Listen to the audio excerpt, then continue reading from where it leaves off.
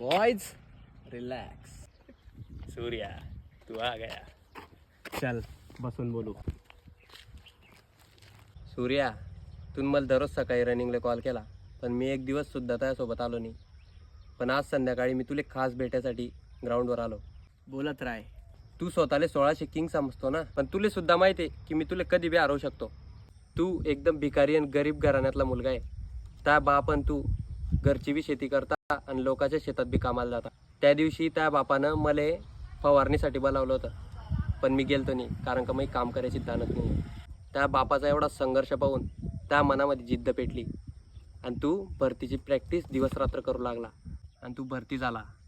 आणि जेव्हा तू भरतीला गेलता तेव्हा तिथे तुला एका पोरवर प्रेम झालं आणि त्या पोरगीसोबत तुनं लग्न करायचं बी आता ठरवेले. येत्या 30 तारखेला तुमचं लग्न आहे. Good good, I like it.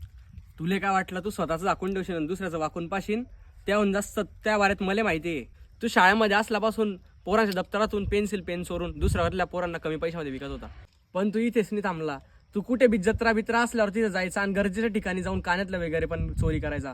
ते कानातले तू वर्गातल्या पोरींना गिफ्ट द्यायचा आणि त्यांना पटवायचा प्रयत्न करायचा. दुपार शिपला 7वी मध्ये गेल्यापासूनच तुला विमलच्या पुढीचं व्यसन लागलं आणि जो पण त्यासोबत फिरायचा त्या पोराला सुद्धा तू व्यसन लावलं.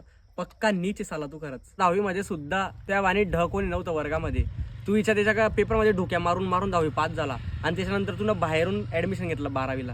आणि तुला बाहेरून ऍडमिशन यासाठी घेतलं कारण की तू अभ्यास करायची दानत नव्हती आणि तू मला सांगतो भरत्या मारतो म्हणून. तू कामं करायची दानत बी नव्हती आणि तू एवढा भिकारी होता.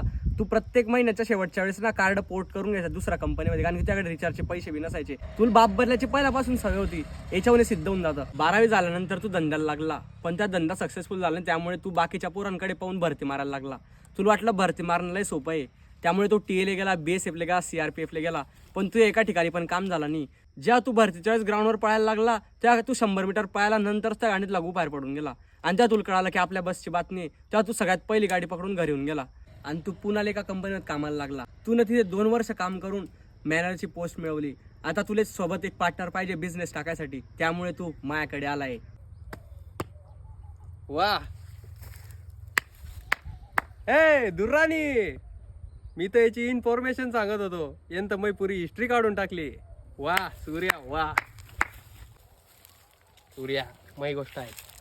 माझा बॉस एक नंबरचा चुत्या आहे. आपण दोन्ही त्याच्या कंपनीमध्ये कामाला लागू. मी तुला पार्टनर करून घेईन, तू माझ्याशी हात मिळवून घे. आपण दोन्ही 2 नंबरचे धंदे करू, नुसता पैसा कमवू आणि नुसत्या पोरी घेऊ.